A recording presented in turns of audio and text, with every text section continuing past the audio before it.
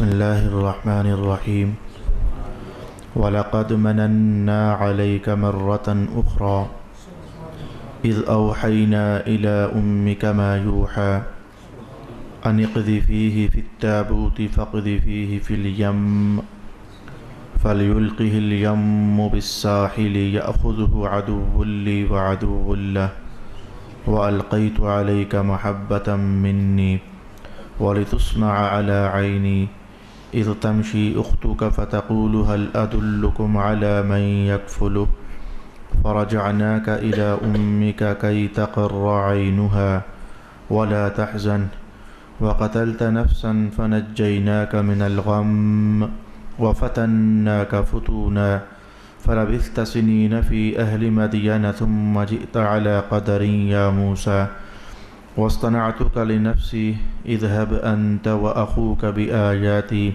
وَلَا تَنِيَا فِي ذِكْرِي اذْهَبَا إِلَى فِرْعَوْنَ إِنَّهُ طَغَى فَقُولَا لَهُ قَوْلًا لَيِّنًا لَعَلَّهُ يَتَذَكَّرُ أَوْ يَخْشَى صدق الله مولانا العظيم. الصلاة والسلام عليك يا سيدي يا رسول الله الصلاة والسلام عليك يا سيدي يا حبيب الله الصلاة والسلام عليك يا سيدي يا شفيع المذنبين وعلى آلك وأصحابك يا سيدي يا رحمة للعالمين.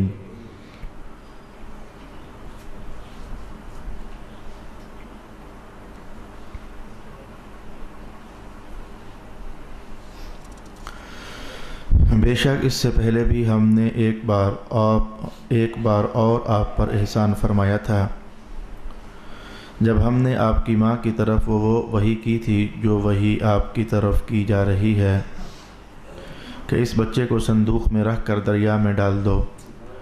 پھر دریا کو حکم دیا کہ وہ اس بچے کو کنارے پر لے آئے. اس کو میرا دشمن اور اس کا دشمن لے لے گا اور میں نے آپ کے اوپر اپنی طرف سے محبت ڈال دی اور تاکہ میری نظر کے سامنے آپ کی پرورش کی جائے. جب آپ کی بہن جا رہی تھی وہ آل فرعون سے کہہ رہی تھی کہ کیا میں تمہاری اس کی طرف رہنمائی کروں جو اس بچہ کی پرورش کرے. پھر ہم نے آپ کو آپ کی ماں کی طرف لوٹا دیا تاکہ ان کی آنکھیں ٹھنڈی ہو جائیں اور وہ غم نہ کریں. اور آپ نے ایک شخص کو قتل کر دیا تو ہم نے آپ کو اس غم سے نجات دی اور ہم نے آپ کی کئی طرح آزمائش کی. سو آپ کئی سال اہل مدین میں رہے. پھر اے موسیٰ آپ اللہ کے مقرر کردہ وقت پر آ گئے اور میں نے آپ کو خاص اپنے لیے چن لیا.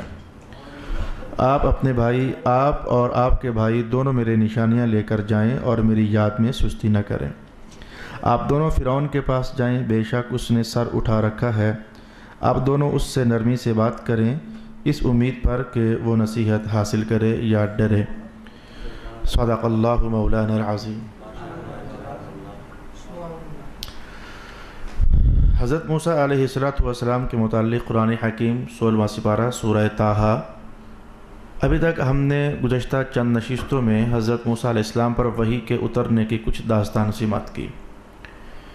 نبوت کے اعلان کرنے کے متعلق قرآن حکیم نے جو رہنمائیاں ارشاد کی تھی ہم نے وہ ملاحظہ کی اور آخر میں مولا کائنات نے ارشاد کیا کہ آپ دونوں بھائی فرعون کے پاس جاؤ. اس نے سرکشی مچائی ہوئی ہے, سر اٹھا رکھا ہے, بغاوت کی ہوئی ہے اور اپنے آپ کو خدا سمجھے بیٹھا ہے. جا کر اسے سمجھائیے. اور یہ جو ہم نے آپ کو وحی دے دی, ہم نے آپ کو نبوت کا تاج آپ کے سر پر سجا دیا, تو اے موسیٰ پیارے یہ بات یہ ہے کہ یہ ہماری طرف سے ایک عطا ہے, لیکن اس سے پہلے بھی تو ہم نے آپ پر احسان کیا ہوا ہے. تو ہم یہاں پہنچے ہوئے تھے کہ اس سے پہلے بھی تو ہم نے آپ کو کرموں سے نوازا ہوا ہے. اس سے پہلے بھی ہم آپ پر ایک مرتبہ خاص رحمت ہے جو کر چکے ہیں. یہ کون سی رحمت تھی, یہ کون سی عطا تھی جس کا اشارہ اس جملے میں ارشاد کیا گیا وَلَقَدْ مَنَنَّا عَلَيْكَ مَرَّةً أُخْرَى. اس سے پہلے بھی تو ہم آپ پر ایک نوازش کر چکے ہیں. موسیٰ علیہ السلام کا فرعون کے پاس آنا جانا اور بچ جانا اور فرعون کا بچوں کو قتل کرنا اس بات کی طرف اشارہ ہے. چند جملوں کے اندر ہم بات کو دہرانے کی کوشش کرتے ہیں.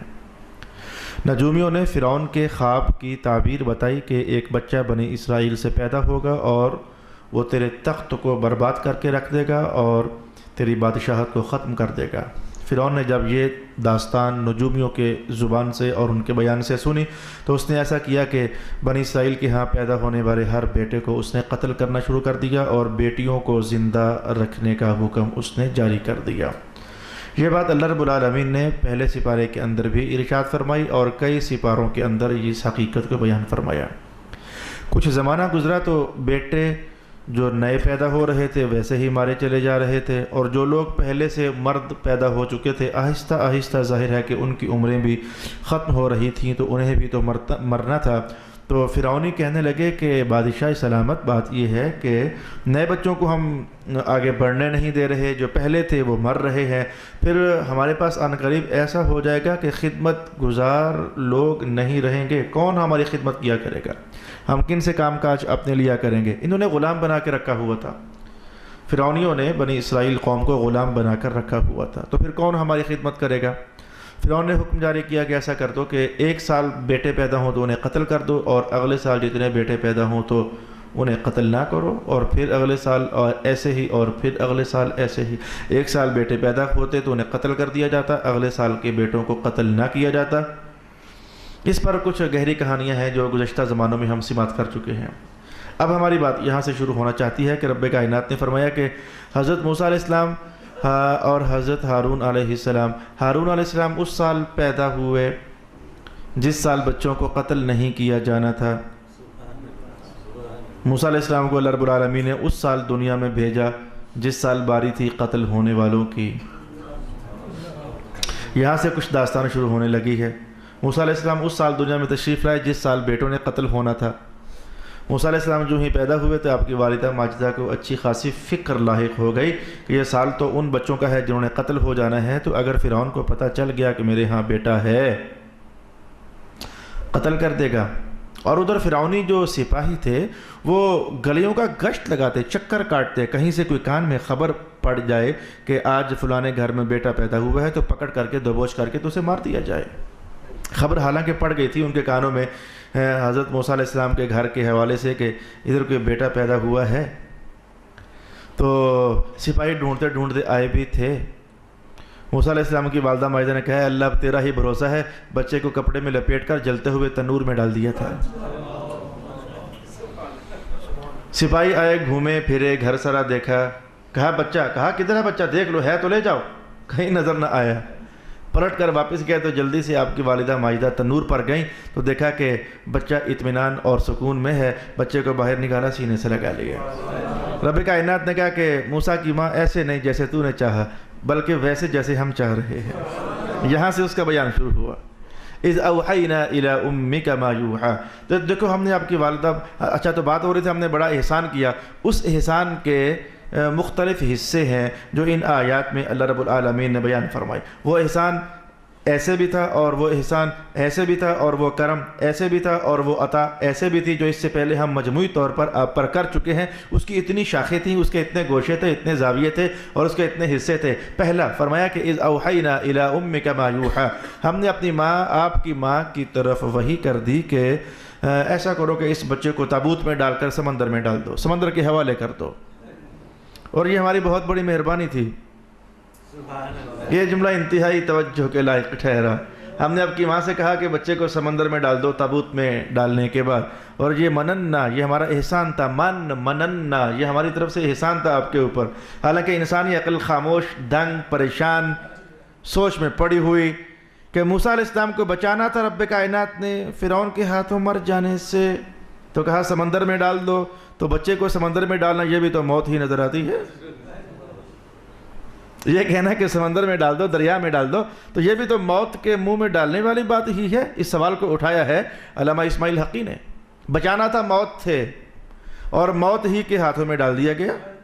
کوئی ماں بھی اپنے بچے کو سمندر میں ڈالنے کے لیے تیار نہیں ہو سکتی، حالانکہ اللہ فیصلہ کر چکا تھا کہ ہم نے اے موسیٰ آپ کو ایسے ہی بچانا ہے۔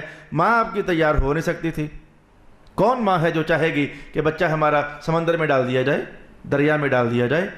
انسانی فطرت، ماں کی ممتا کا جو تقاضا تھا وہ ایسا تھا کہ وہ آپ کو سمندر میں ڈالنے والی نہیں تھی۔ ہم فیصلہ کر چکے تھے بچانا ہم نے آپ کو ادھر ہی سے ہے، براستہ سمندر ہی ہم نے بچانا ہے، تو ہم نے ایسا کر دیا، پہلا احسان یہ کر دیا کہ آپ کی ماں کے دل میں یہ بات اتاری اور پکی کر دی کہ رب کہہ جو رہا ہے تو سمندر میں ڈال دے، جو کہہ رہا ہے وہ بچا بھی لے گا، اس پر ایمان پختہ کر دیا ہم نے آپ کی ماں کا۔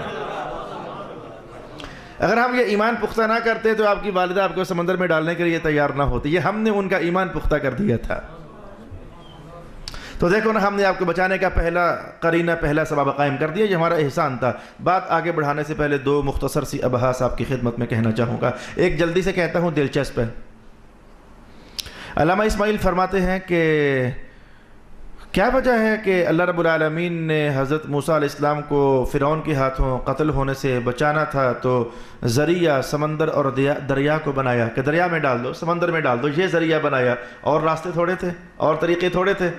یہ تو خام خواہ انسانی خیال جاتا ہے کہ سمندر میں بچے کو ڈالنا یہ موت ہی کی کہانی تو دوبارہ چھیڑی جا رہی ہے، تو سمندر میں ڈالنے میں کیا کوئی خاص حکمت تھی؟ دوہری باتیں علامہ اسماعیل حقی ارشاد فرماتے ہیں ایک تو یہ بات جان لیجئے، نجومیوں نے کہا تھا فرعون کو، نجومیوں نے، ایک بچہ تجھے قتل کر دے گا، تجھے برباد کر دے گا، نجومیوں نے کہا تھا۔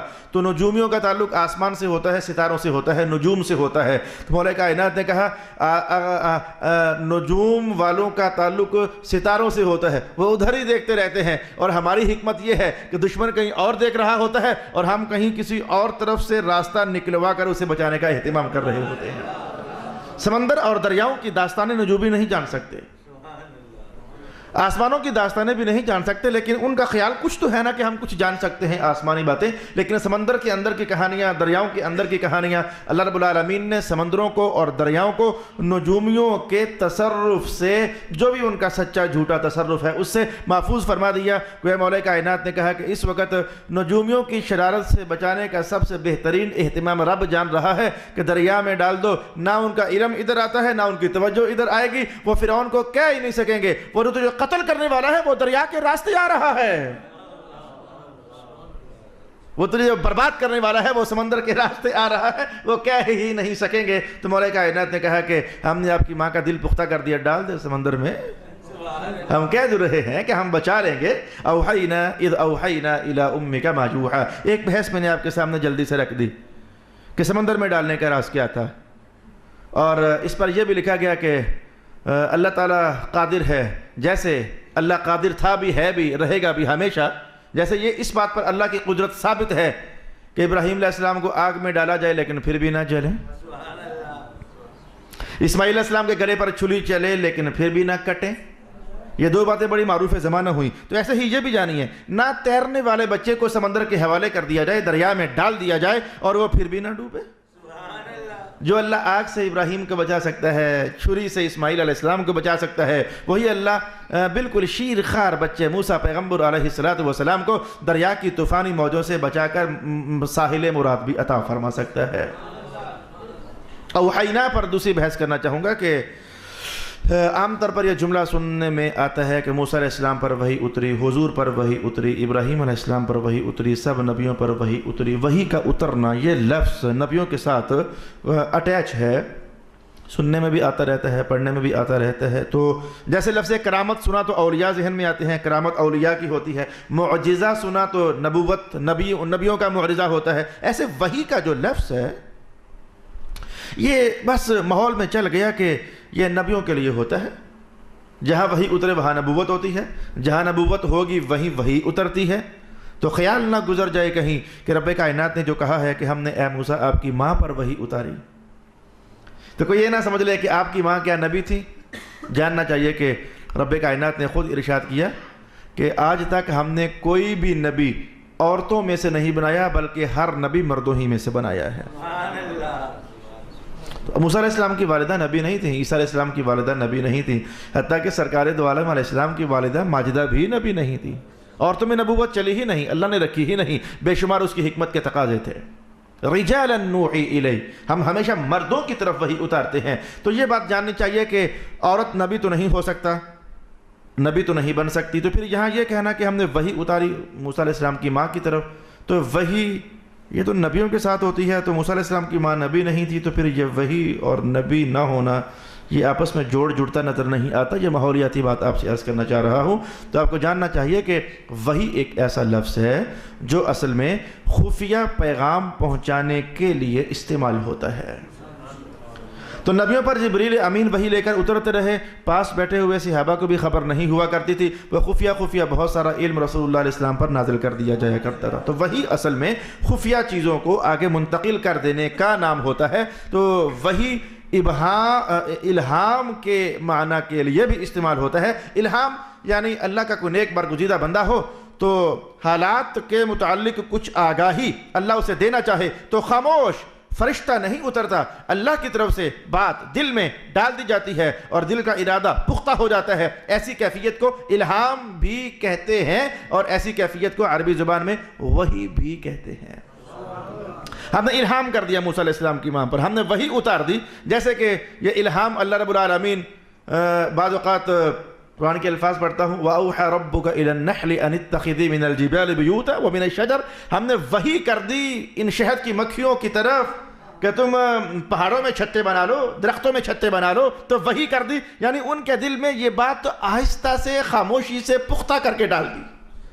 تو مکھیاں پھر اپنے چھتے بناتی ہیں پہاڑوں پر اور اشجار پر، درختوں پر، جنگلات میں. تو لہٰذا میں نے بحث نمبر 2 آپ کی خدمت میں یہ کہنا چاہیے کہ وحی اصطلاح میں ایسا ہی ہے کہ نبوت ہی کے ساتھ خاص ہوتی ہے، لیکن کبھی کبھی وحی کا معنی الہام بھی ہوتا ہے، کبھی کبھی وحی کا معنی خفیہ بات بھی ہوتی ہے. تو دھیان رکھیے رب کائنات نے ارشاد کیا ہم اس سے پہلے بھی آپ پر مہربانی کر چکے ہیں. وہ کیا تھی مولا مہربانی؟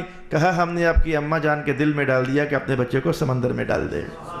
اچھا مولا اور وہ مہربانی کیا تھی؟ کہا یہ تھی کہ فَلْيُلْقِهِ الْيَمُّ بِالسَّاحِلِ، ادھر ہم نے سمندر کو اور دریا کو حکم جاری کر دیا کہ دھیان رکھنا ہمارے نبی ہیں یہ ڈوبنے نہیں چاہیے. فَلْيُلْقِهِ الْيَمُّ بِالسَّاحِلِ، دریا کو حکم جاری ہو گیا کہ انہیں ساحل مراد پر پہنچانا ہے.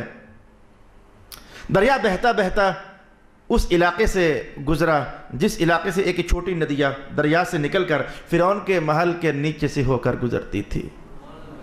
درختوں سے بھرا ہوا وہ علاقہ تھا. فرعون اور اس کی بیگم آسیہ اور کچھ اور بھی خاندان کے افراد بیٹھے ہوئے تھے.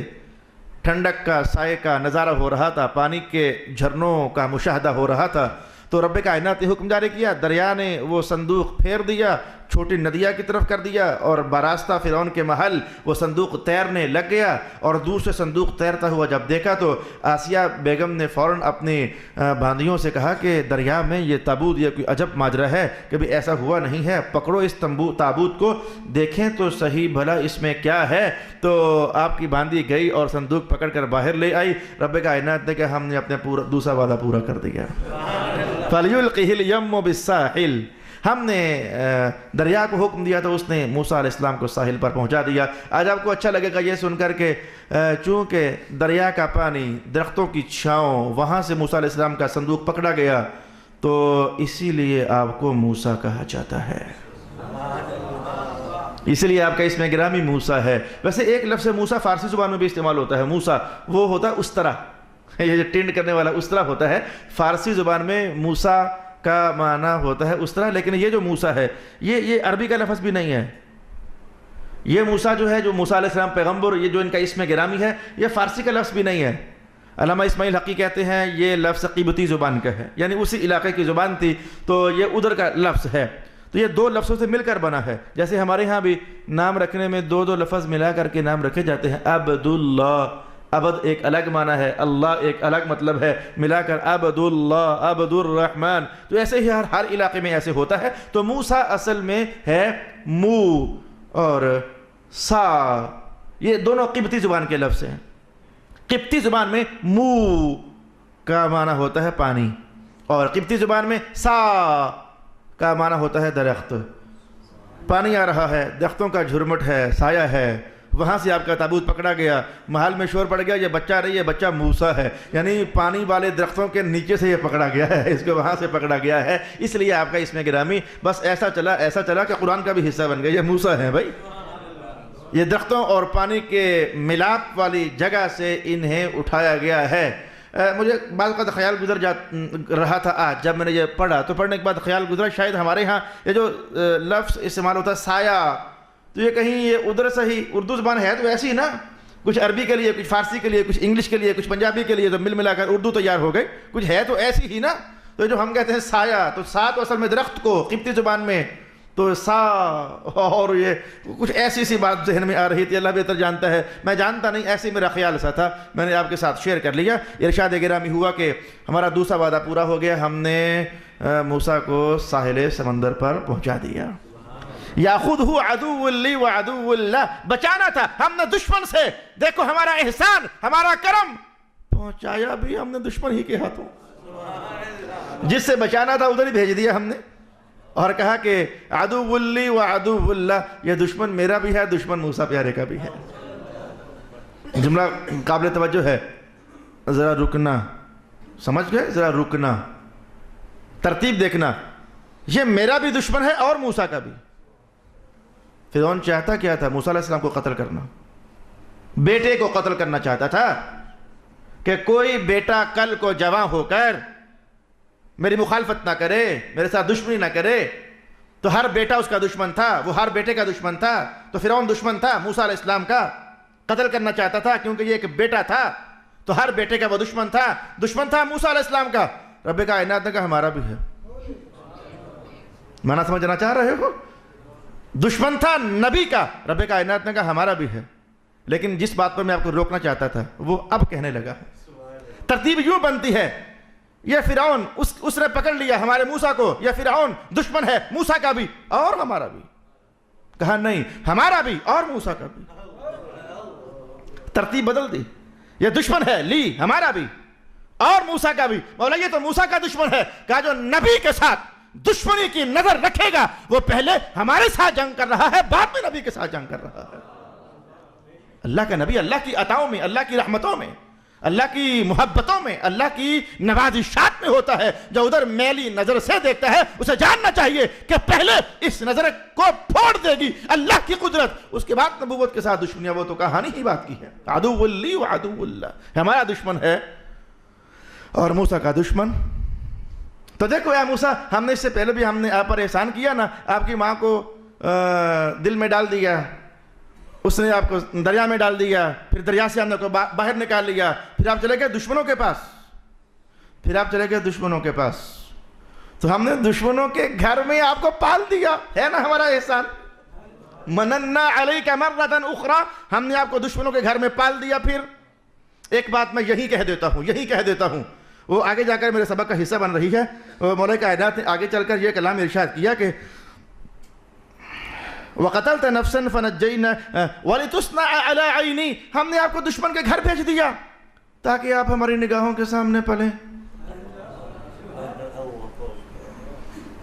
میں آپ کو بالکل خاموش کروا کر پھر وہ جو بات کہنا چاہتا ہوں، ہم نے آپ کو دشمنوں کے گھر بھیج دیا تاکہ آپ ہماری نگاہوں کے سامنے پلیں۔ مغرب کی نماز کے بعد ایک عالم میرے پاس مہمان تشریف لائے ہوئے تھے، تو وہ چلے گئے تو ایک اور عالم بھی تھے۔ میں نے کہا ٹائم تھوڑا رہ گیا، میری مدد کر۔ کہنے لگا کیا کروں؟ میں نے کہا بھاگ کر لائبریری میں جاؤ اور راضی اٹھا کر دیکھ کیا لکھا ہے۔ کہنے لگا کیا دیکھنا کیا ہے؟ میں نے کہا دیکھنا یہ ہے کہ اللہ تعالیٰ فرما رہا ہے اے موسیٰ ہم نے آپ کو فرعون کے گھر بھجوا دیا تاکہ آپ ہماری نگاہوں کے سامنے پلیں، حالانکہ فرعون کے گھر موسیٰ نہ بھی ہوتے، جہاں بھی ہوتے تو اللہ کی نگاہوں کے سامنے ہی تو تھے۔ بھئی جو جہاں بھی ہے اللہ کی نگاہوں کے سامنے ہی ہے، یہ کہنا کہ ہم نے آپ کو فرعون کے گھر بھیجا تاکہ آپ ہماری نگاہوں کے سامنے پلیں، یار یہ بات مجھے سمجھ نہیں آ رہی۔ ذرا دیکھ کیا تھا راضی نے کیا کہا ہے۔ اس نے راضی نکال کر میرے سامنے رکھی، پڑھا۔ میں نے کہا اچھا اسماعیل حقی کو کھول، اسے میں نے پڑھا تو میں نے فوراً کہا اللہ اکبر، یہ کلام راضی کا حصہ نہیں تھا، اللہ نے حقی کا حصہ بنایا ہوا تھا۔ یہ کلام راضی کے حصے میں نہ ہوا، یہ علامہ اسماعیل حقی کے حصے میں ہوا۔ ٹاپک سمجھے جو ہم جاننا چاہتے ہیں؟ فرعون نے آپ کو اٹھا لیا، ہم نے آپ کو دشمن کے گھر بھیجا، اس کے گھر میں آپ کی پرورش ہو تاکہ آپ ہماری نگاہوں کے سامنے رہیں، حالانکہ جہاں بھی ہوتے اللہ کی نگاہوں کے سامنے ہی تھے۔ دریا میں تھے تو بھی اللہ کی نگاہوں کے سامنے، اپنے گھر میں تھے تو بھی اللہ کی نگاہوں کے سامنے، کہیں اور بھی ہوتے تو بھی اللہ کی نگاہوں کے سامنے۔ یہ کہنا کہ دشمن کے گھر آپ کو بھیجا تاکہ آپ ہماری نگاہوں کے سامنے پلیں، یہ بات سمجھنے والی تو ٹھہری۔ میں آتے ہوئے سوچ رہا تھا اے اللہ تعالیٰ اسے میں کیسے ڈیفائن کروں، لوگوں تک یہ بات میں کیسے انہیں بیان کر سکوں کہ اس جملے کا معنی کیا ہو سکتا ہے کہ تاکہ آپ ہماری نگاہوں کے سامنے پلیں، حالانکہ جہاں بھی ہوتے موسیٰ اللہ کی نگاہوں کے سامنے ہی تو پلنے تھے. کہا نہیں، ہم نے آپ کو دشمن کے گھر بھیجا تاکہ آپ ہماری نگاہوں کے سامنے پلیں. مجھے اللہ نے مدد کے طور پر اجمل قصاب یاد کرا دی ہے. مجھے اللہ نے مدد کے طور پر اجمل قصاب پاکستان کا وہ نوجوان یاد کرا دیا جو دہشت گردی کے الزام میں، سچ یا جھوٹ میں نہیں جانتا، انڈیا کے حوالے کر دیا جانا تھا. تو کسی شخص کو دشمنوں کے حوالے کر دیا جانا، آپ جانتے ہیں کہ انجام اس کا ایک ہی ہوتا ہے، موت. کسی کو دشمنوں کے حوالے کر دیا جانا، انجام اس کا ایک ہی ہوتا ہے، موت. ظلم، زیادتی، ستم اور نہ جانے کیا کیا. صلح حدیبیہ یاد آئی اب جب حضور تحریر فرما رہے تھے کہ یہ بھی صلح کی شرط، یہ بھی صلح کی شرط. ایسے میں حضرت ابو جندل رضی اللہ تعالی عنہ بھیڑیاں پہن کر گھسٹتے زخم کھائے ہوئے، لہو گرائے ہوئے حضور کے سامنے آ گئے تھے. حضور نے کہا کہ ابو جندل اب ہم وعدہ کر چکے ہیں، اب تجھے دشمنوں کے پاس واپس جانا ہی ہوگا. ان کے دل پر صحابہ کی آنکھیں نمناک ہو گئیں. یا رسول اللہ، نمناک آنکھیں حضور، وہ تو پہلے ہی دشمنوں سے جان چھڑا کر آیا، گھسٹ کر زنجیریں ابھی اس کی ٹوٹی نہیں، آپ پھر واپس بھجوا رہے ہیں. مجھے حدیث بھی یاد آ گئی. پھر میں نے کہا کہ واقعی کسی کو دشمنوں کے حوالے کر دینا کام بڑا خطرناک ہوتا ہے. وہ تو حضور نے وہاں بھی یہ کہہ کر چلایا تھا، ان قریب تیری مدد آ جائے گی. ابو جندل جا تم، نگاہ محمد دیکھ رہی ہے، ان قریب اللہ تیری مدد اتارے گا. لیکن بات یہاں بھی، فرعون در پہ مارنے کے، قتل کرنے کے، چھوڑوں گا نہیں جو میری مخالفت کرنا چاہے گا. رب کائنات نے موسیٰ علیہ السلام کا بھجوایا ادھر دشمنوں کے حوالے. اے اللہ، تیرا نبی دشمنوں کے حوالے، دشمن بھی ایسا جو قتل کرنا چاہتا ہے، جس نے 70,000 بچے قتل کروا بھی دیے، موقع ڈلتے ہی چھوڑے گا نہیں. مولا کائنات نے ادھر اشارہ دیا، وَلِتُسْمَعَ عَلَىٰ عَيْنِي. موسیٰ جیسے تو فرعون کے گھر سے باہر تھا تو ہماری نظروں کے حصار میں تھا، بھلے اب ہم نے تجھے دشمنوں کے گھر بھیج دیا، ہماری نظروں کا حصار اب بھی تیرے ارد گرد باقی رہے گا. ہماری نظروں کا حصار آپ سے ٹوٹے گا نہیں، نگاہوں کے سایوں میں رہو گے، نظر عنایت میں پلو گے. جب تک ہم نہ چاہیں گے آپ کا بال بھی نہیں توڑ سکتا ہے. ہم ہیں نا. اگلے الفاظ اگلے سبق میں، اننی معکما اسمع و ارا. ہارون، موسیٰ جائیے، ہم آپ کو دیکھ بھی رہے ہیں، ہم آپ کی باتیں سن بھی رہے ہیں، ہم آپ کے ساتھ ہیں. انی معکما، میں تمہارے ساتھ ہوں، جائیے آپ. تو کہا کہ موسیٰ پیارے بھلے آپ دشمنوں کے نرغے میں ان کے گھر جا رہے ہو تو کوئی سوچنے والا کہیں یہ نہ سوچے کہ رب نے اپنے محبوب نبی کو، اپنے دوست نبی کو دشمن کے گھر بھیج دیا. کہا بھلے بھیج دیا، دشمن بھی تب ہی کچھ بگاڑ سکتے ہیں جب اللہ چاہتا ہے. جب اللہ نہیں چاہے گا تو جس اللہ نے ابراہیم کو نار نمرود سے بچا لیا، وہ اللہ موسیٰ علیہ السلام کو فرعون کے حملوں سے بھی بچا لے گا. ارشاد گرامی ہوا یاخذہ عدو لی وعدو اللہ.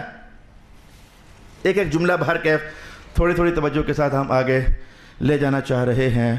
تو بات کر رہی تھی، ہم نے اس سے پہلے بھی آپ پر احسان کیا ہوا ہے، جس کی ایک تصویر یہ تھی، آپ کی ماں کے دل میں ڈال دیجئے، سمندر میں بچ جائے گا. پھر ہم نے سمندر کو سمجھا دیا، مت ڈبونا اسے. پھر دشمنوں کے گھر آپ کو بھیج دیا اور ساتھ ہی قدرت کا اظہار کر دیا، تم مار نہیں سکتے میرے نبی کو. یہ سارے احسانات چل رہے ہیں. ساتھ ہی کہا وَأَلْقَيْتُ عَلَيْكَ مَحَبَّةً مِّنِّي. ہم نے آپ کے اوپر اپنی طرف سے محبت ڈال دی. یہ جملہ بڑا مزیدار ہے. ہم نے آپ کے اوپر، علیہ کا، آپ کے اوپر محبت ڈال دی. چلو میں کہتا ہوں محبت کی چادر ڈال دی سمجھنے کے لیے. منی، ہماری طرف سے ہم نے آپ پر محبت ڈال دی. اس کا ایک معنی تو بیان کیا عامۃ المفسرین نے، اور ایک معنی بیان کیا صوفیاء نے، اور صوفیاء نے وہ معنی لیا سرور انبیاء سے. عامۃ المفسرین نے یہ معنی بیان کیا کہ اللہ تعالیٰ نے حضرت موسیٰ علیہ السلام کو اتنا حسین و جمیل پیدا کیا تھا کہ جو بھی دیکھتا تو دل میں محبت چھا جاتی کہ یہ بچہ مارے جانے کے لائق نہیں، یہ تو سنبھالے جانے کے لائق ہے. جلدی سمجھ آ گئی تفسیر کا پہلا رخ. عامۃ المفسرین نے یہی تحریر کی ہے. سونے شاہ کو ضائع نہیں کیا جاتا، یہ آپ بھی جانتے ہو. چہرہ اتنا حسین تھا، خاص کر کے آنکھوں پر ہر مفسر نے لکھا موسیٰ علیہ السلام کی آنکھوں میں ایسی ملاحت تھی. کچھ آنکھیں ایسی ہوتی ہیں کہ میں سچ کہتا ہوں کہ دیکھنے کو دل کرتا ہے. کچھ آنکھیں ایسی ہوتی ہیں، کچھ نوزیاں ایسی ہوتی ہیں، کچھ لب ایسے ہوتے ہیں جنہیں دیکھنے کو دل کرتا ہے. تو آنکھوں میں کچھ ایسا حسن رب کائنات نے بھر دیا کہ فرعون اور آسیہ ان دونوں کے دل میں یہ خیال اللہ نے ڈال دیا کہ یہ بچہ قتل نہیں کرنا چاہیے، بلکہ آسیہ نے کہا کہ ہو سکتا ہے کہ ہم اس سے کچھ فائدہ اٹھائیں. یہ قرآن پاک کا ترجمہ میں نے آپ کے سامنے کیا. عسى ان ينفعنا او نتخذه ولدا، ہو سکتا ہے کہ ہمیں اس سے کچھ فائدہ ہو، یا اور کچھ نہیں تو ہم اسے بیٹا ہی بنا لیں گے، اپنا بچہ ہی سمجھیں گے۔ تو ایک معنی تو یہ بیان کیا، لیکن اچھا ہے، سونا ہے، خوبصورت ہے، دل کو اپیل کرتا ہے، لیکن میں وہ بھی تو آپ کو بتاؤں جو بہت ہی زیادہ اپیل کرتا ہے۔ ہم نے آپ پر محبت ڈال دی۔ حقی نے حدیث نقل کر دی، کہنے لگے کہ اصل میں حدیث قدسی کے الفاظ ہیں، اصل میں حدیث قدسی کے الفاظ ہیں کہ اللہ تعالیٰ نے ایک دن حضرت جبریل سے ارشاد فرمایا تھا، اے جبریل فلانے سے ہم محبت کرتے ہیں۔ تو مولا پھر میں کیا کروں؟ فرمایا تو بھی محبت کر۔ اے اللہ کر لی۔ کہا اب آسمان والوں میں اعلان کر دے فلانے سے اللہ محبت کرتا ہے تو تم بھی محبت کرو۔ گئے، آسمان میں اعلان ہو گیا، سب فرشتے محبت کرنے لگ گئے، جلدی سے مطلب پر پہنچے۔ تو پھر اے اللہ تعالیٰ اعلان کر دیا، کہا اب زمین پر جا اور لوگوں کے دلوں میں اس میرے پیارے کی محبت ڈال آ۔ بس علامہ اسماعیل حقی کہتے ہیں کہ اصل میں رب کائنات نے کہہ جو دیا کہ اے موسیٰ آپ ہماری محبتوں میں ہو۔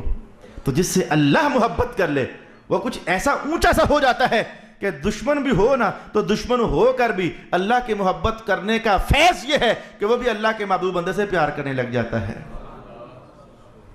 تو اس لیے رب کائنات نے ان کافروں کے دلوں میں، فرعون کے دلوں میں، یہ ابو جہل، ابو لہب، آپ کہو گے استاد جی علامہ صاحب یہ ابو جہل تو دشمن تھا، ابو لہب تو دشمن تھا، یہ تو محبت نہیں کرتے تھے۔ نہیں، اصل میں آپ کو مغالطہ لگ گیا ہے، محبت کرتے تھے۔ 40 سال حضور ہی کی محبت کا دم بھرتے رہے تھے، یہ کہتے رہتے آپ بڑے اچھے ہو، بڑے ستھرے ہو، بڑے امانت دار ہو، بڑے حسین ہو، بڑے 40 سال تک یہ اقرار چلتا رہا تھا۔ وہ تو پھر انہیں اپنی انانیت مار گئی کہ کیا اب مکہ کا تاجور محمد بن جائے گا، کیا لوگوں کی نظریں اب ادھر جم جائیں گی؟ وہ تو انہیں اندر کا حسد اور بغض مار گیا، ورنہ جو نفس الامری چیز تھی، حقیقت تھی اور جو فطرت تھی، 40 سال تک اس فطرت کا اظہار ہوتا رہا۔ وہ سارے اللہ کے محبوب سے محبت کرتے رہے تھے، اپنے فیصلے محمد مصطفیٰ سے کرواتے رہے تھے۔ حقیقت کا اظہار کرنے کے بعد ان کے دل میں حسد آ گیا، بغض آ گیا، کینہ آ گیا۔ اب اندر سے تو مانتے تھے کہ بندہ سچا ہے محمد، لیکن ناک کٹتی ہے۔ وہ ناک کٹنے کے ڈر سے رسول پاک علیہ السلام کی نبوت کو تسلیم نہیں کیا کرتے تھے۔ میں وَأَلْقَيْتُ عَلَيْكَ مَحَبَّةً مِّنِّي وَلِتُصْنَعَ عَلَىٰ عَيْنِي، آپ ہماری نگاہوں کے سامنے پڑھیں۔ اِسْتَمْشِي أُخْتُكَ فَتَقُولُ هَلْ أَدُلُّكُمْ عَلَىٰ مَنْ يَكْفُلُ، تو بات ہو رہی تھی، ہم نے اس سے پہلے بھی تو آپ پر احسان کیا ہوا ہے، ذرا دہرا لیں۔ آپ کی ماں کے دل میں ڈال دیجئے دریا میں، دریا سے کہا ڈبونا مت، فرعون کے گھر میں بھجوا دیا، کچھ کرنا مت اس کے ساتھ۔ آپ پر ہم نے محبت ڈال دی، پورے محل والے آپ سے پیار کرتے تھے۔ ساتھ ہی کہا کہ وہ جو ہم نے آپ کی ماں کو وعدہ دیا تھا، یہ بچہ آپ کا ہے، آپ کے پاس ہی رہے گا، وہ بھی تو ہم نے پورا کیا۔ مولا کیسے؟ وہ ہوا ایسے کہ آسیہ بیگم کو فکر ہوئی کہ اب یہ بچہ پیارا ہے، سونا ہے، دل ربا ہے، دلکش ہے، دل نشیں ہے، تو اب اس کو پالنے کا اہتمام کرنا چاہیے۔ دائیوں کو بلا لیا گیا بچے کو دودھ پلانے کے لیے۔ جو دائی بھی اپنا سینہ پیش کرتی تو موسیٰ علیہ السلام توجہ نہ فرماتے، ایک کر کے سب دائیاں ناکام ہو گئیں۔ موسیٰ علیہ السلام کی اماں جان کے کہنے پر آپ کی بہن تابوت کے ساتھ ساتھ ہی چلتی آ رہی تھی۔ تابوت پکڑا گیا، لوگوں کے ہجوم میں وہ بھی داخل ہو گئی، مشاہدات ہو رہے تھے، دائیوں کو بلایا گیا، ناکامی بڑھتی چلی جا رہی تھی۔ ایسے میں رب کائنات نے حضرت موسیٰ کی بہن کے دل میں خیال ڈالا، بولنا اب۔ تو پھر وہ بولی، یہ بچہ ان سب عورتوں کا دودھ نہیں پی رہا، مجھے خیال گزرتا ہے کہ ایک خاندان ایسا ہے کہ شاید وہاں کی عورت کو اگر بلایا جائے تو لگتا ہے کہ دودھ پی لے گا۔ ناکامیوں اور محرومیوں نے تو ان سب کا گھیراؤ کیا ہوا تھا، ایسے میں یہ امید کی کرن دلانا، دکھانا، خیال کو ادھر راغب کرنا۔ فوراً کہا بلایا جائے، کون ہے وہ؟ آپ کی بہن بھاگی گئی، کہا اماں جان آئیے، اللہ نے کام کر دیا ہے، آپ آئیے، آپ اللہ نے کام کر دیا ہے۔ تو پھر رب کائنات نے وہ اشارہ دیا، موسیٰ علیہ السلام کی والدہ مائدہ تشریف لائیں، انہوں نے اپنا دودھ مبارک پیش کیا، آپ نے تناول فرمایا۔ وہ رب کائنات نے کہا ہم تو اس سے پہلے بھی بہت احسان کر چکے ہیں، تو آپ کی ماں نے دریا میں ڈال دیا، ہماری بات مان لی، تو ہم نے جو وعدہ کیا تھا بچہ آپ کا ہے، آپ ہی کے پاس رہے گا، تو ہم نے کیسا اہتمام کیا تھا پھر؟ آپ کی ماں کو فرعون کے گھر ہی میں ہم نے بلا لیا تھا۔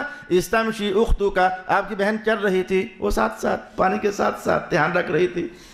فتقول هل ادلکم، کہنے لگی میں بتاؤں تمہیں، علی من یکفل، کون اس کی تربیت کرے گا؟ فرجعناک الی امک، تو وہ بھاگ کر پھر ماں کے پاس گئی، تو آخر کار ہم نے آپ کو اپنی ماں کے پاس واپس پلٹا دیا، کئی تقر عینھا، تاکہ آپ کی ماں کی آنکھیں ٹھنڈی ہو جائیں، ولا تحزن، اور ان کا غم ہلکا ہو جائے، میرا بیٹا کدھر ہے، ان کا غم ہلکا ہو جائے۔ وقتلت نفسا، تو ہم نے آپ پر اس سے پہلے احسان کیا ہوا ہے، اس کے مختلف رنگ بیان کیے جا رہے تھے، اس میں سے ایک رنگ کہا کہ موسیٰ علیہ السلام کے گھر میں آپ پلنے لگ گئے، آپ کی اماں جان بھی ادھر آرام سے رہ رہے تھے، تو پھر جو یہاں حوالہ ہے، اس سے پہلے بھی ایک حوالہ ہے لیکن بعد میں بتاؤں گا، جو یہاں حوالہ ہے، تو پھر ایک دن آپ جوان ہو چکے تھے، تو بازار سے گزر رہے تھے، دو بندے لڑ رہے تھے، یہ 20واں سپارہ بول رہا ہوں، دو بندے لڑ رہے تھے، ایک آپ کی قوم کا تھا، ایک فرعون کی قوم کا تھا، جو آپ کی قوم کا تھا اس نے آپ کو آواز ماری تھی موسیٰ بچائیے، تو آپ چھڑانے کے لیے جو آگے بڑھے تھے، تو آپ نے چھڑانے کے لیے ہاتھ ذرا زور سے جو چلائے، تو آپ کا مکہ ذرا اسے ایک لگ گیا، چھڑاتے چھڑاتے تو وہ تو ادھر ہی مر گیا، وہ آپ کے مکے کی تاب نہ لا سکا، وہ تو ادھر ہی مر گیا۔ تو پھر اگلا دن ہوا تو شور ڈل گیا، موسیٰ نے بندہ مار دیا، حالانکہ آپ نے مارا نہیں تھا، آپ تو چھڑا رہے تھے، مدد کر رہے تھے، تو چھڑاتے میں ایسے اچانک ہو گیا ایسا، تو یہ اللہ کے ہاں بھی جرم ہے ہی نہیں ہے۔ یہ سورۃ القصص کا بیان ہم اس سے پہلے سیکھ چکے ہیں سبزی منڈی کے درس قرآن میں۔ تو پھر وہ مکہ لگ گیا تھا، تو فرعون کو چل گیا پتہ، اس نے کہا پکڑو موسیٰ کو، چھوڑیں گے نہیں، اس نے ہمارے قوم کا بندہ مار دیا۔ تو آپ کو ہم نے ایک اور بندہ بھجوا کر بتلا دیا کہ وہ آپ کے پیچھے لگ گئے ہیں، اور آپ کے دل میں خیال ڈال دیا جاؤ آپ مدین ہمارے دوسرے پیغمبر شعیب کے پاس چلے جاؤ، وہ آپ کو پکڑ نہ سکے۔ یہ وہ اشارہ ہے، فَنَجَّيْنَاكَ مِنَ الْغَمِّ، قَتَلْتَ نَفْسًا فَنَجَّيْنَاكَ مِنَ الْغَمِّ، آپ نے ایک بندہ قتل ہو گیا تھا آپ سے، تو ہم نے پھر آپ کو اس غم سے نجات دے دی تھی نا، کئی سال ہم نے آپ کو اس علاقے سے آؤٹ کر دیا تھا کہ آپ وہاں جا کر تشریف فرما ہو جائیں، وہاں رہیں 28 سال آپ حضرت شعیب علیہ السلام کے پاس رہے، جن میں سے 10 سال کا حوالہ قرآن حکیم نے خود دیا، 10 سال کا حوالہ خود دیا، اور 18 سال اس کے بعد مزید آپ حضرت شعیب علیہ السلام کے پاس رہے۔ 28 سال کے بعد آپ واپس پلٹے۔ یہ ایک قول ہے جو میں نے آپ کے سامنے پیش کر دیا، ابن جوزی نے زاد المسیر کے اندر اسے نقل کیا۔ وَفَتَنَّاكَ فُتُونًا، اے موسیٰ آپ کی زندگی میں بہت آزمائشیں تھیں، ہم نے آپ کو بہت ساری جگہوں پر آزمایا، آپ آزمائشوں میں تھے، بہت آزمائشیں آپ کے ساتھ چلیں۔ 10 آزمائشوں کا حوالہ جلدی سے دیتا ہوں۔ موسیٰ علیہ السلام کو اس سال پیدا کرنا جب بچوں کے قتل ہونے کا زمانہ تھا، لیکن بچا لیا۔ آزمائش تو تھی نا کہ قتل کر دیے جائیں گے، لیکن ہم نے بچا لیا، دریا میں پھینکوا دیا، ڈلوا دیا، یہ پھر خطرہ تھا، آزمائش تھی، ہم نے یہاں سے بھی آپ کو بچا لیا۔ دشمنوں کے گھر بھجوا دیا، یہاں پھر خطرہ تھا، آزمائش تھی، ہم نے آپ کو پھر بچا لیا۔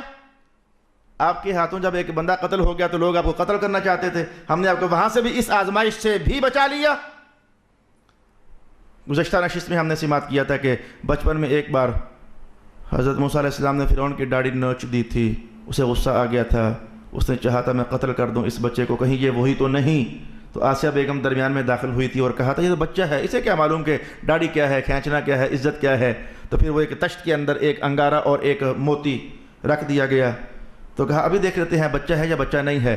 تو موسیٰ علیہ السلام ہاتھ بڑھانا چاہتے تھے موتی کی طرف، جبریل آئے اور کہا کہ آج موتی نہیں، آج انگارے پر ہاتھ ڈالنا ہے۔ یہ گزشتہ بار ہم نے جان لیا، انگارہ ہاتھ میں پکڑا، منہ میں ڈال لیا۔ تو آسیہ نے کہا میں کہتی نہیں تھی یہ بچہ ہے، اسے کیا معلوم کہ موتی اور انگارے میں فرق نہ کر سکے، اپنا اچھا اور برا پہچان نہ سکے، تو اس نے اگر آپ کی داڑھی پکڑ لیا تو کیا فرق پڑ گیا، تو چھوڑو، قتل نہ کرو، رہنے دو۔ رب کائنات نے کہا آزمائش پھر بن گئی تھی، پھر ہم نے وہاں سے بچا لیا۔ وہ جو داڑھی کھینچ دی تھی نا آپ نے، آزمائش بن گئی تھی، لیکن وہاں سے ہم نے پھر آپ کو بچا لیا۔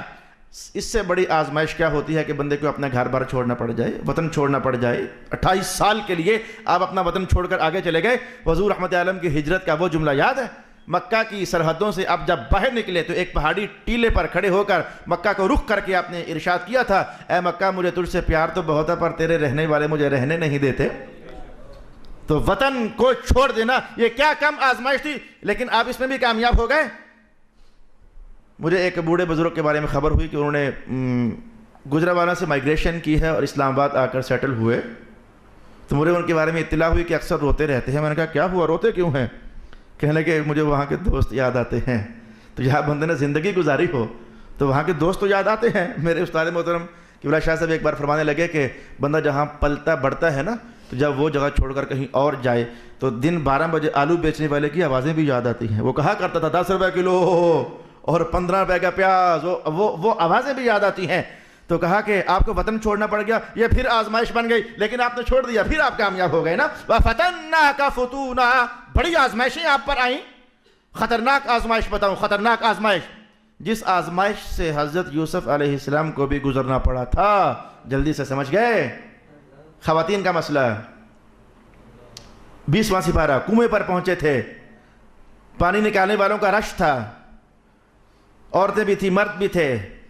2 لڑکیاں خوبرو جوان الگ تھلگ رش سے ہٹ کر بیٹھی ہوئی تھیں، رش ٹوٹنے کا انتظار کر رہی تھیں. موسیٰ علیہ السلام نے پوچھا کیا بات ہے؟ کہا ہم کمزور ہیں، پانی اس رش میں نہیں بھر سکتی. کہا میں ابھی بھر کے دیتا ہوں. کہا ذرا ہٹو نا، تنو من تھے، جوان تھے. ایک مکہ کھا کر بندہ تاپ نہ لا سکا، طاقت کا اندازہ کر لیجئے. اور مکہ بھی زور آور نہیں تھا، ذرا ہٹانے کے انداز میں بس اتنا سا تھا، لگ گیا، تاپ نہ لا سکا. تو آپ نے اس رش کو چیرا، ہٹایا، اور پانی بھر کر ان 2 بیٹیوں کو دیا، ان کے جانوروں کو پانی پلایا. وہ گھر گئیں. کہا کہ ایک نوجوان دیکھا بڑا عمدہ لگتا ہے. شعیب علیہ السلام کی بیٹیاں تھیں. رب کائنات نے کہا کہ یہ عورتوں کا معاملہ ایسا ہوتا ہے کہ یہ صرف فتنہ ہی ہوتا ہے، آزمائش ہی ہوتا ہے. لیکن دیکھیں وہ 2 بیٹیاں، اور وہاں اور بھی تو خواتین تھیں، تو آزمائش بن گئی تھی. پھر خواتین کے ہجوم میں ایک خوبصورت نوجوان کا ہونا آزمائش بن گئی تھی. پھر ہم نے آپ کو وہاں سے پھر بچا لیا. وَفَتَنَّاكَ فُتُونًا، ہم نے آپ کو بڑی آزمائشوں سے بچایا. حقیقت کہتے ہیں حدیث سن ہی لو. پھر حقیقت کہتے ہیں حدیث سن ہی لو. رسول اللہ صلی اللہ علیہ وآلہ وسلم ارشاد فرماتے ہیں جب تک کوئی آزمائشوں سے گزرتا نہیں اللہ اس کا مقام اونچا کرتا نہیں. حدیث کے الفاظ آپ نے نقل فرما دیے. جو جتنی آزمائشوں سے گزرتا چلا جاتا ہے اللہ تعالیٰ اس کے اتنے ہی مقامات اونچے فرماتا چلا جاتا ہے. تو نبیوں کی شان یہ ہوتی ہے کہ وہ ہر لحظہ بلندیوں ہی کی طرف چلنے والے ہوتے ہیں. کیا حضور رحمت عالم کے بارے میں قرآن بولا نا کہ آپ کی ہر آنے والی گھڑی گزشتہ سے بہتر ہی ہوگی. اور آپ پر جو آزمائشیں گزری وہ آپ کو پتہ ہی ہے. ارشاد گرامی ہوا وَفَتَنَّاكَ فُتُونًا فَلَبِثْتَ سِنِينَ فِي أَهْلِ مَدْيَنَ، پھر آپ اہل مدین میں کئی سال رہے. ایک مقام پر کہا 10 سال، اور یہاں کا کئی سال. یہ دونوں جملے ملاؤ نا، وہ 28 سال والا قول سمجھ آتا ہے صحیح. ویسے کئی سال رہے. اور کہا ثُمَّ جِئْتَ عَلَىٰ قَدَرٍ يَا مُوسَىٰ، پھر آپ کا وہ زمانہ آ گیا جب آپ پر وحی نازل ہونی تھی، یعنی آج کا زمانہ. 40 سال پورے ہو گئے آپ کے. 12 سال کے تھے جب روانہ ہوئے، 40 سال کے تھے جب پلٹے. عَلَىٰ قَدَرٍ، وہ وقت متعین آ گیا. وَاصْطَنَعْتُكَ لِنَفْسِي، ہم نے آپ کو اپنے لیے منتخب کر لیا. اذهب انت واخوك بآیاتی، جائیے پھر آپ بھی جائیے اور اپنے بھائی ہارون کو بھی ساتھ لے جائیے. جملہ خوبصورت. وَلَا تَنِيَا فِي ذِكْرِي، جائیں کس کے پاس؟ فرعون کے پاس. کون فرعون؟ جو کہتا ہے میں رب ہوں. کون فرعون؟ جس نے 70,000 بچے قتل کر دیے ہوئے ہیں اس ڈر سے کہ کہیں میں مارا نہ جاؤں. ویسے جملہ حیرت ناک ہے رب، لیکن ڈر رہا ہے کہیں مارا نہ جاؤں. حیرت ناک جملہ ہے. کہتا ہے میں رب ہوں اور ڈر رہا ہے کہ میں کہیں مارا نہ جاؤں. یہ قرآن حکیم بھی کیا وہ یہ لفظ ذرا ڈر رہا ہے میں کہتے ہوئے کہ کیا چٹکیاں کاٹتا ہے، لیکن کوئی معنی ہے تو صحیح نا. کہتا ہے رب ہوں اور ڈر رہا ہے کہیں مارا نہ جاؤں. تو اس مارے جانے کے خوف سے 70,000 بچے مار دیے. حالانکہ جو اللہ ہوتا ہے اس کی شان تو یہ ہے ان اللہ لا یظلم الناس شیئا، اللہ ایک ذرہ برابر بھی ظلم نہیں کرتا. اسے کسی سے ڈر جو نہیں ہوتا. خدا بنا بیٹھا ڈر رہا ہے کہیں مارا نہ جاؤں. تو آپ اچھا میں نے کہا کہ جائیے آپ دونوں فرعون کے پاس. کہتے ہیں میں رب ہوں، بنی اسرائیل کو قیدی بنایا ہوا ہے، قتل کرنا چاہتا ہے، اور آپ تو ویسے بھی اس کی نظروں میں رڑک رہے ہیں. ایک بار داڑھی کھینچی، ایک بار ان کا بندہ مار دیا، وہ آپ کے پیچھے لگے. آپ 28 سال تک اور شہر میں رہے، غصہ اور تیز. جائیے اس کے پاس. سادی جملہ بولا وَلَا تَنِيَا فِي ذِكْرِي، ہمارے ذکر میں سستی نہیں کرنی. ہمارے ذکر میں سستی نہیں کرنی. کئی چیزیں ایسی ہوتی ہیں کہ جو آج نہیں کھلتی کل پھر پرسوں کھلتی ہیں، کوئی 10 سال بعد کھلتی ہیں، کوئی 5 سال بعد کھلتی ہیں. میں آج تک مختلف مسائل لے کر اپنے استاد گرامی کی خدمت میں حاضر ہوا. خیضہ کہ بلا اب یہ ہو گیا کہنا کہ بس اللہ کا ذکر کیا کرو، چھوڑو ان باتوں کو. اچھا جی اب یہ ہو گیا جی، اور چھوڑنا کہا جو اللہ کا ذکر کیا کر. میں پھر کچھ ٹائم کے بعد اب حالات کچھ ایسے ہیں، اور تینوں کہا رہے کہ ذکر کیا کر اللہ، ہر معاملے میں اللہ کا ذکر، اللہ کا ذکر، اللہ کا ذکر، اللہ کا ذکر کرنا، اللہ کا ذکر. وہ راز آج کھل گیا کہ معاملہ انتہائی خطرناک ہے. دشمن جیسے تلواریں لیے کھڑے ہیں. والے کائنات نے کہا جاؤ لیکن ذکر کرتے رہنا. ذکر کرتے رہو گے تو آسمان والا بچا لے گا. وَلَا تَنِيَا فِي ذِكْرِي. ذکر کرنے میں سستی نہیں کرنی ہے. حالانکہ سستی نہیں کرتے تھے موسیٰ علیہ السلام. یہاں میں پیر کرم شاہ صاحب کا معنی کروں گا. آپ کہا کرتے تھے حسب معمول ذکر کرنے میں سستی نہیں کرنی. حسب معمول, جیسے پہلے آپ ذکر پر قائم دائم ہو تو ذکر کرنے میں سستی نہیں کرنی. اذهب الى فرعون انه طغى. جائیے فرعون کی طرف, اس نے سرکشی مچائی ہوئی ہے. فقولا له قولا لینا. ذرا آرام سے بات کریے گا ان سے. دشمن رب کائنات خود کہہ چکا ہمارا دشمن ہے, موسیٰ کا بھی دشمن ہے, اور جب پیغمبر بھیجا کہا بات ذرا نرمی سے کیجئے گا. توجہ کے لائق بات ہوئی, دشمنوں کے ساتھ نرمی. قولا لینا, ذرا نرمی سے بات کیجئے گا. تفسیر کا ایک پہلو میں یوں کہوں جلدی سے, جیسے اللہ رب العالمین یہ ارشاد فرما رہا ہو کہ حکم ہمارا ہے اس لیے آپ جا رہے ہو, ہے دشمن بھی مار دیے جانے کے لائق ہے, لیکن موسیٰ پیارے بات یہ ہے کہ بچپن آپ کا اسی کے گھر گزرا, آخر اس کے گھر سے آپ نے کھایا ہے, آخر اس گھر سے آپ نے پیا ہے. چلو جتنے بھی کچھ شفقتوں کے سائے آپ نے لیے ہیں, تو معاملہ اگر سخت ہو گیا تو لوگ یہی نہ کہیں کہتا ہے میں نبی ہوں اور احسانات بھول گیا. کہتا ہے میں نبی ہوں, احسانات بھول گیا, ہمارا کھایا پیا بھول گیا. لوگ کہتے نہیں ہیں بعد میں تانے مارتے ہیں, وہ تو ہمارے ٹکڑوں پر پلنے والا ہے, آج ہمیں آنکھیں دکھاتا ہے. مولا کائنات نے کہا جائیے پر ذرا بات نرم نرم کیجئے گا, کہیں ایسا نہ ہو کوئی آخر سے بدبخت کوئی تانا نہ مار دے, ہمارے ہی روٹیاں کھا کر ہمیں اچھا نہیں لگے گا اگر کوئی آپ کو تانا مارے گا. تو بات ذرا نرمی ہی سے کیجئے گا. قولا لینا. یحییٰ بن معین کہا کرتے تھے جس اللہ کی شان یہ ہے کہ اس دشمن کے ساتھ جس کو وہ خود کہہ رہا ہے یہ میرا دشمن ہے, تو جو اللہ اپنے خالص دشمن کے ساتھ کہہ رہا ہے معاملہ ذرا نرم ہی رکھنا, تو وہ اپنے دوستوں سے کتنا نرم معاملہ رکھتا ہوگا. جو دشمنوں کے بارے میں کہے کہ ذرا نرمی سے یہ بات کیجئے گا, تو وہ اپنے دوستوں کے ساتھ شادی کا وہ شعر کتنا اچھا لگے گا آج جب میں کہوں گا تو دوستارا کجا کنی محروم, تو کے بعد دشمنہ نظرداری. تو دشمنوں کے ساتھ بھی مہربانیاں رکھتا ہے تو دوستوں کو تو کہاں محروم کرے گا. فَقُولَ لَهُ قَوْلًا لَيِّنًا. نرم بات کرنا. نرم بات کرنے کا ایک نتیجہ رب کائنات نے یہاں ارشاد کیا لَعَلَّهُ يَتَذَكَّرُ أَوْ يَخْشَىٰ. نرم بات کرو گے تو وہ نصیحت لے لے گا شاید. نرم بات ہمیشہ نصیحت دیا کرتی ہے. کڑوی بات, تانوں سے بھری ہوئی بات, میں کہوں گا اللہ رحم فرمائے, آپ لوگوں کو قرآن کی تفسیر بھی بتاؤ لیکن تانوں سے بھر بھر کر. کسی خطیب کا قول تو نہیں, رب کائنات ہی فرما رہے ہیں نا. حدیث بھی بتاؤ لیکن تانوں سے بھر بھر کر, اپنے طرف سے آمیزشیں کر کر کر, مسالے لگا لگا کر. اور میں قرآن سنا رہا ہوں نا جی, اور جی میں حدیث جو کہہ رہا ہوں, لیکن وہ آپ کی طرف سے جو آمیزش ہو رہی ہے نا, تانوں کی, شرارتوں کی, تلخ جملوں کی, سخت الفاظ کی, میں کہتا ہوں کہ قرآن حکیم کہتا ہے کہ پھر نصیحت نہیں لیں گے لوگ, نصیحت نہیں لیں گے پھر لوگ, ان کے دل میں ڈر پیدا نہیں ہوگا. ایک خطیب کے باہر کیا مہذب رہنا چاہیے, ایک خطیب کے باہر کیا نرم گوشہ اپنی گفتگو کے حوالے سے تو کم از کم رکھنا چاہیے. حضور کا جملہ یاد ہے, بندہ آیا ملنے کے لیے, کہا قوم کا سب سے گندا انسان ہے. جب ملاقات ہوئی تو حضور ہنس ہنس کر ملے. ام المؤمنین نے پوچھ لیا یہ کیا, کہا فرمایا آپ نے کیا تھا اور یہ ملے کیسے؟ کہا وہ گندا تھا, میں تو نہیں نا گندا تھا. حاصل کلام وہ گندا تھا نا, میں تو گندا نہیں تھا نا. فَقُولَا لَهُ قَوْلًا لَيِّنًا لَعَلَّهُ يَتَذَكَّرُ أَوْ يَخْشَىٰ. مقام ایسا پہنچا کہ میں اسے اب چھیڑ نہیں سکتا. ٹاپک آپ کو سناتا ضرور ہوں لیکن چھیڑ نہیں سکتا, کمپلیٹ نہیں کر سکتا, سیکھیں گے اگلی بار. جب رب کائنات نے اتنا کچھ کر دیا, قال, تو موسیٰ اور ہارون دونوں بھائی کہنے لگے ربنا اننا نخاف, اے اللہ ہمیں ڈر لگ رہا ہے. یہ جملہ بہت توجہ کے لائق ٹھہرا. اتنے انعامات دے دیے لیکن کہا ہمیں ڈر لگ رہا ہے. یہ کیا ڈر ہے, یہ کیا اشارہ ہے, یہ کس راز کی طرف بات چلنا چاہ رہی ہے؟ ہمیں ڈر لگ رہا ہے. سانپ دے دیا, وہ لاٹھی اژدہا بنی ہوئی ہے, ہاتھ ڈالتے ہیں بغل میں تو جناب علی کیا سے وہ منور ہو جاتا ہے. اور اللہ تعالیٰ کہہ بھی رہا ہے کہ ہم نے آپ کو وہاں سے بچایا, وہاں سے بچایا, وہاں سے بچایا, وہاں سے بچایا, کہاں کہاں سے ہم نے آپ کو بچایا, آپ غم نہ کرنا, پریشان نہ ہونا. تو پھر کہہ رہے ہیں مولا ڈر لگ رہا ہے. لائق توجہ عنوان ٹھہرا. اننا نخاف, کہا ہم دونوں کو ڈر لگ رہا ہے, صرف مجھے ہی نہیں. اننا, ہم دونوں بھائی جو ہیں, ہمیں تو بھیج رہا ہے نا اے اللہ ادھر. اننا نخاف, ہم دونوں کو ڈر لگ رہا ہے, ہم دونوں کو خوف محسوس ہو رہا ہے. یہ خوف کیا تھا یہ انشاءاللہ اگلی نشست میں دیکھیں گے یہ خوف کیا تھا. مجھے ایک صاحب کہنے کہ آپ ختم وہاں کرتے ہو جہاں سے آئندہ چھٹی نہیں ملتی. میں کہا جان بوجھ کر ایسا کرتا ہوں جہاں سے اگلا چھٹی کرنے کو دل نہیں کرتا. سننے سے وہ تھی کیا چیز ہے. میرا بھی اس میں کیا ہے, قرآن حکیم نے انداز کچھ ایسا چھیڑا ہے, اور اگر ابھی اس کو آگے لے جاؤں گا پھر آپ لیٹ ہو جاؤ گے. انشاءاللہ اگلی نشست میں ہم دیکھیں گے کہ ہمیں ڈر لگ رہا ہے, وہ ڈر ہے کیا چیز تھی. صدق اللہ مولانا العظیم.